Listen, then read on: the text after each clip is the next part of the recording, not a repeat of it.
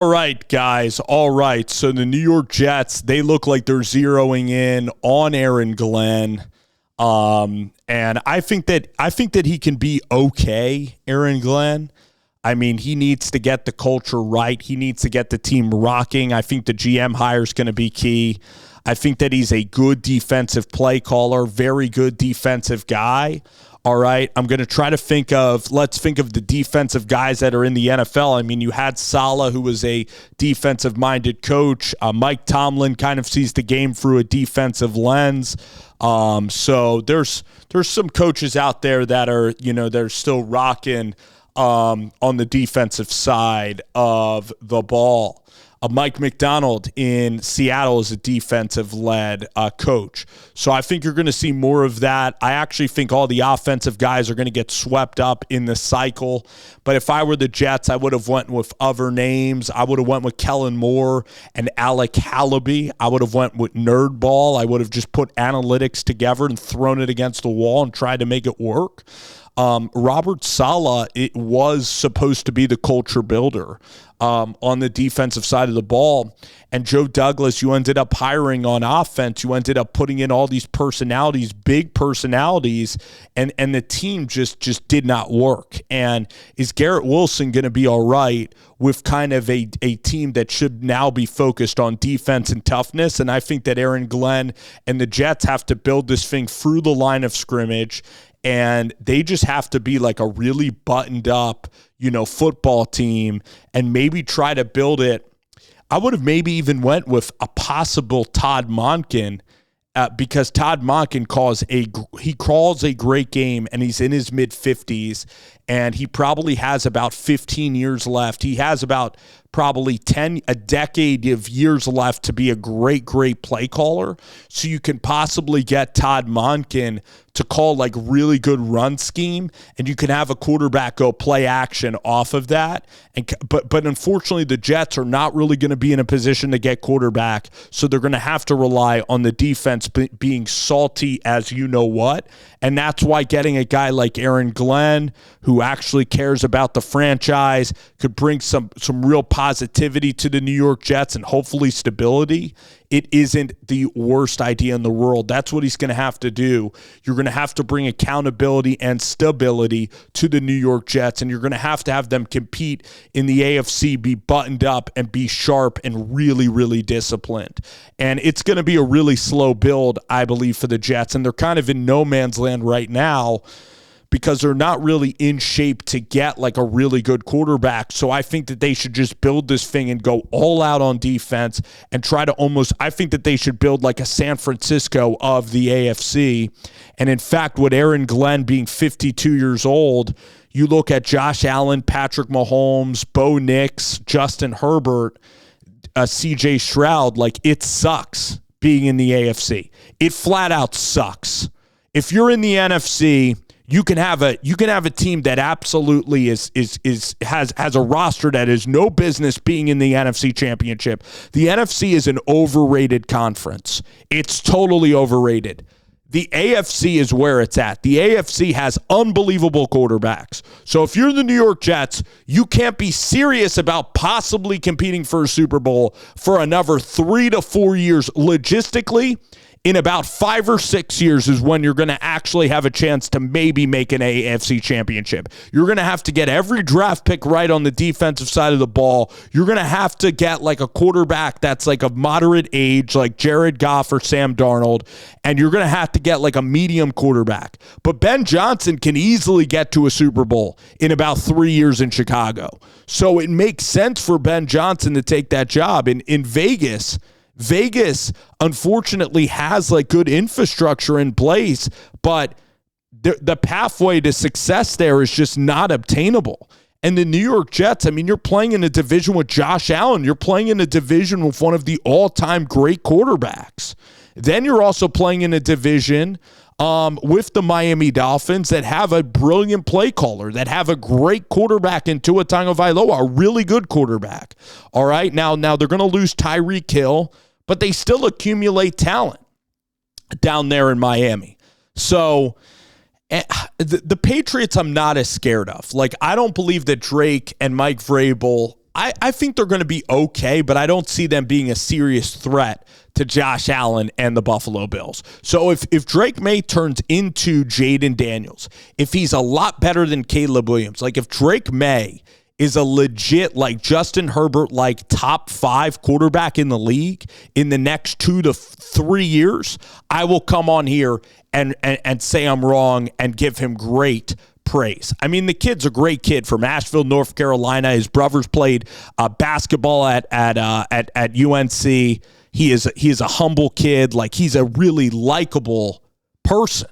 And he's kind of exciting to watch play football. He's mobile. He'll throw the deep ball fine, but I don't believe he has that next tier arm strength, and I don't believe he has that athletic twitch. And I don't know if he's going to put on like all that weight. He probably has to put on like 20 more pounds. He's just really thin back there. So a lot of people see it with Drake May that I don't really see it. And we're going to see what happens over time there.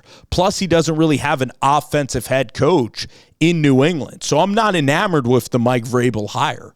But here with Aaron Glenn, like, your goal is to hire, somebody that, knows about defense, can give you some stability. And I wish that you could kind of build this team through a defensive identity. I believe that the Jets should play run football and real defense. And then maybe you just got to peak at the right time. Like the Pittsburgh Steelers, their defense does not peak at the right time. So you got to have the ability to peak at the right time. And then you got to get like a quarterback that can at least hit some explosive plays. And you got to build it in the Mark Sanchez, Rex Ryan mold if you're going to win. All right. And you got to build it actually Seattle and Pete Carroll. And that's ironic because my good friend, Leo, he really, Jordan, we could call him, he really wanted Pete Carroll to get this job. And unfortunately, Pete's a little bit older, but that Legion of Boom team, like that Seattle kind of window, is what the Jets need to aspire. Like, Aaron Glenn needs to come up with a formula on the defensive side of the ball with the GM that is going to rock the NFL.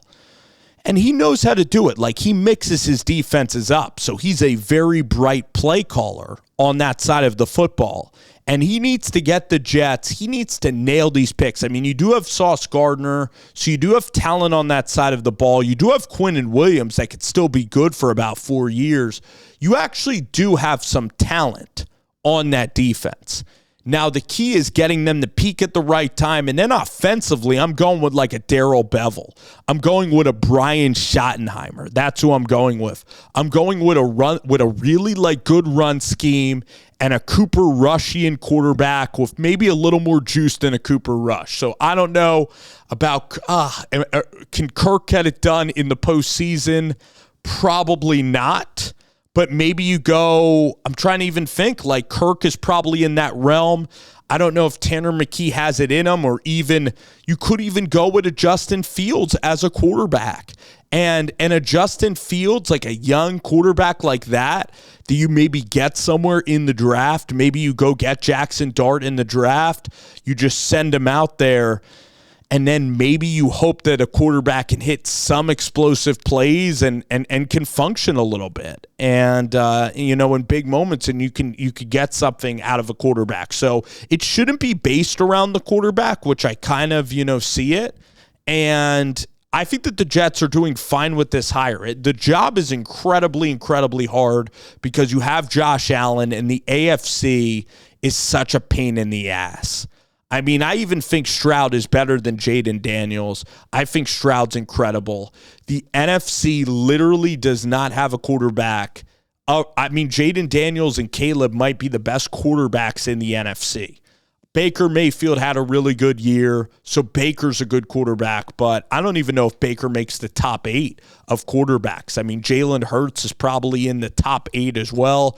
Jalen can end up winning a Super Bowl, but Jalen throwing the ball, like if you put Jalen on the Chargers, like would Jalen might even win another playoff game more than Justin, because Jalen is a clutch player, takes care of the ball, wins games when it matters. Like Jalen in a clutch game, if you needed a game, you might even take Jalen over Justin Herbert.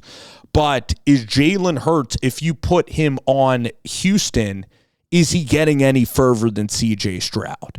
If you put Jalen Hurts on, let's just say you put him on Miami, is that football team really competing in the hierarchy of the AFC?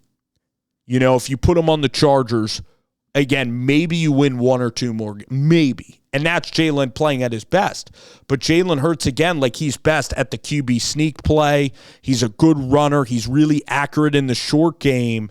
All right. But again, is he going to be a guy that's going to evolve into a really good pocket passer?